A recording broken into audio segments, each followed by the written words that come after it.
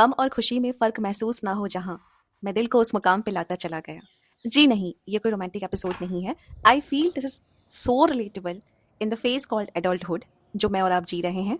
The most awaited, the surreal phase of our life, जिसका इंतज़ार हमें था चाइल्डहुड से कि जवानी आएगी ना, तो बेहिसाब मज़ा करेंगे।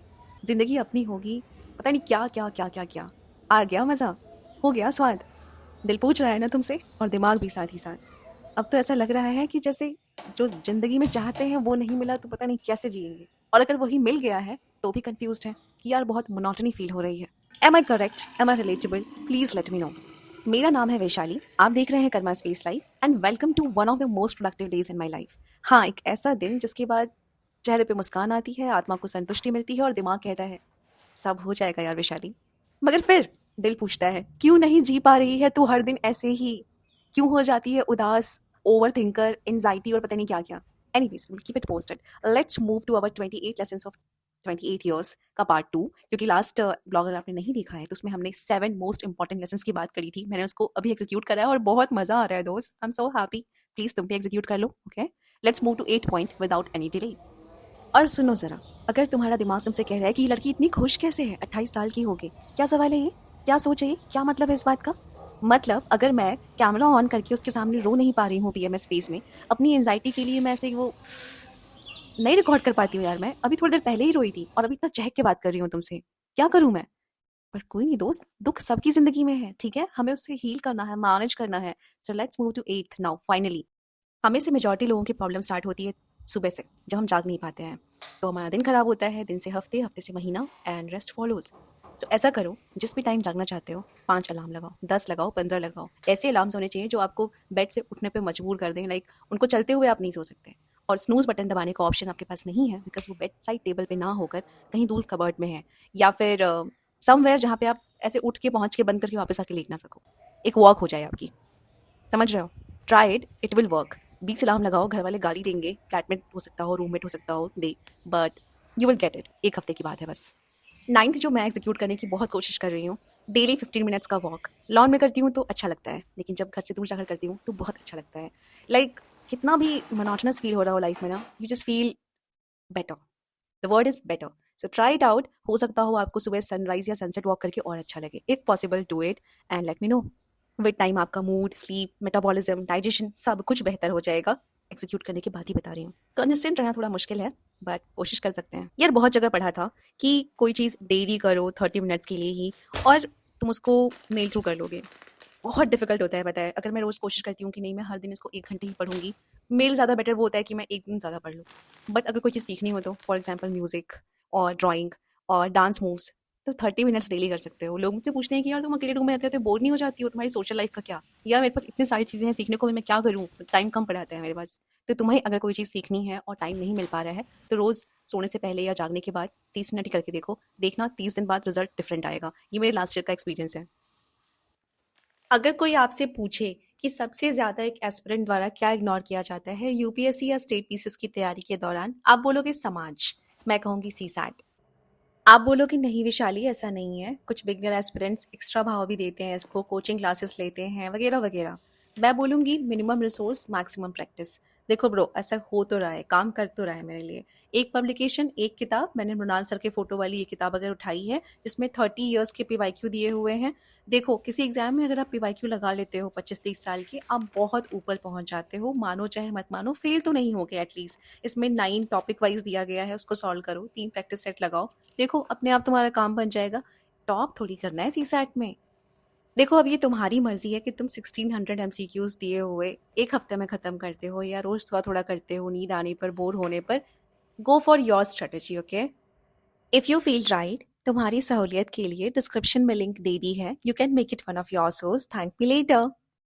11th लेसन ये है, एक्चुअली मैंने सिर्फ नहीं पढ़ा था, बट मैं ऑलरेडी फॉलो कर रही थी। कभी ऐसा होता है आपके पास कि आप कहीं जाओ और इंटरनली आपको कोई बोल देता है कि नहीं नहीं आपको तो डांस करना ही है, या फिर आपको ऐसा लगता है कि like are you that person, जब मूड बहुत खराब होता है तो दरवाजा बंद करके डांस कर लेते हो, या गाना गा लेते हो, या कुछ लिख लेते हो, या पेंट कर लेते हो, और समथिंग एल्स, कुछ तो होगा तुम्हारा अपना personal unique. It can be anything A to Z.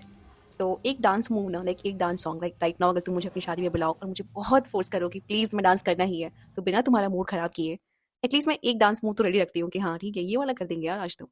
तो देर किस बात की, तुम अपना तैयार कर लो एक, जब भी तुम्हारे पास टाइम हो, जब भी तुम फ्री हो, जब भी तुम बोर हो रहे हो, go for it, prepare it and let me no कि किस गाने पे करोगे। मेरा केस ये है यार, खुद की तारीफ खुद से क्या करूं, I have never been that boring cousin कि शादी में संगीत पे पहुंच गए और लाइक नहीं मुझे तो आता ही नहीं है, मुझे तो आता ही नहीं है। ठीक है, मुझे आता है, बहुत अच्छा नहीं आता, थोड़ा बहुत आता है, and yes I am also feel shy just like you, but then यार that's special occasion, special person, कर सकते हैं उनके लिए अगर कोई इतना फोर्स कर रहा है तो, सो गो फॉर इट। अगर हो सके तो 12th टिप बहुत मुश्किल है। क्या ऐसा कभी होता है कि आप बहुत बोर हो जाते हो और फिर फ़ोन चलाने लगते हो? स्टेशन पे बैठे हो तब, कहीं दोस्त का वेट कर रहे हो तब, खाना खाने से पहले लंच का वेट कर रहे हो कि आपके टेबल पे आएगी तब। एनीथिंग, आज के टाइम में सबसे ईज़ी है और सबसे घटिया एपिडेमिक, पैंडेमिक जो बोल लो, रील्स देखने लगते हैं हम। फ़ोन को साइड में रखो 1 मिनट के लिए और फिर देखो कि थोड़ा बोर हो, कुछ दिमाग में आएगा, कोई थॉट आएगा, फिर कुछ और आइडिया आएगा। मैं अपना किसी कभी आपको बहुत डिटेल में समझाऊँगी। I really do this. थोड़ा डिफ़िकल्ट जाता था पहले स्टार्टिंग में, बट कर सकते हो। अगर तुम्हारे पास कुछ और इंटरेस्टिंग करने को है तो वो करो उस टाइम में, बट फ़ोन मत चलाओ यार। इस पैंडेमिक से बच जाओ प्लीज़। नेक्स्ट लेसन ये है कि हो सकता हो तुम राइट नाउ जो सुन रहे हो एक एस्पिरेंट हो या कोई वर्किंग पर्सन हो, तो तुम्हें करके बड़ी बोरियत फील होती होगी प्लानिंग करने में, ऑर्गेनाइजेशन करने में, सब कुछ एक्सेल में भरते होगे या लैपटॉप पे करते होगे या टैब में लिखते होगे। तो अपनी ना एक पर्सनलाइज स्टेशनरी यूज़ करो, बहुत महंगी नहीं, मिल जाती है मार्केट में बढ़िया क्यूट वाली, and it's not just a girlish thing. Like मैंने लड़कों के पास भी अच्छी प्यारी डायरीज देखी हैं, अच्छी पेन देखी है, तो जस्ट डू इट। लाइक जिससे भी तुम्हारी लाइफ में बहुत स्मॉल वैल्यू एडिशन हो उसे करो, don't hesitate, just go for it. Life better हो जाती है, ठीक है, चाहे पढ़ाई हो तो भी और काम हो तो भी।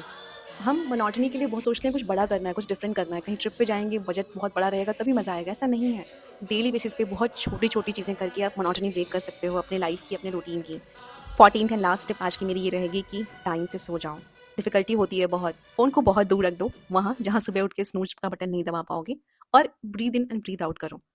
ठीक है, मैं कोई फॉलो अलॉन्ग वीडियो करने को नहीं बोलूँगी, बस अपने बेड पे बैठ जाओ, कॉन्शियस ब्रीदिंग करो, आज पूरे दिन की सारी एक्टिविटीज़ याद करो और सोचो कि क्या बेटर कर सकते थे आज, क्या कल नहीं करना चाहिए, not just as an aspirant, as a home maker, as a working person, as anybody who is not doing nothing, मतलब आप कुछ भी नहीं कर रहे हो, बस रोज़ सुबह उठ रहे हो, खाना खा रहे हो, सो जा रहे हो, तो भी सोचो कि हाँ, आज और क्या बेटर कर सकते थे। आई नो थोड़ा फिलोसफिकल साउंड कर रहा होगा, बोरिंग साउंड कर रहा होगा, बट ऐसे ही ना यार, धीरे-धीरे ग्रेजुअली कब लाइफ बहुत बोरिंग फील होने लगती है, दुनिया भर की ओवरथिंकिंग उसमें घुस जाती है, we don't realize it. So let's become 1% better every day, यही क्रक्स है। और ऐसा नहीं है कि मैं इन सब में लेसन है मेरे तो मैं एकदम प्रो हो चुकी हूँ, टाइम टू टाइम मेरा भी इनकंसिस्टेंट हो जाता है, ब्रेक हो जाता है, बट वापस I want to get track कि हाँ करना है, करना है तो करना है।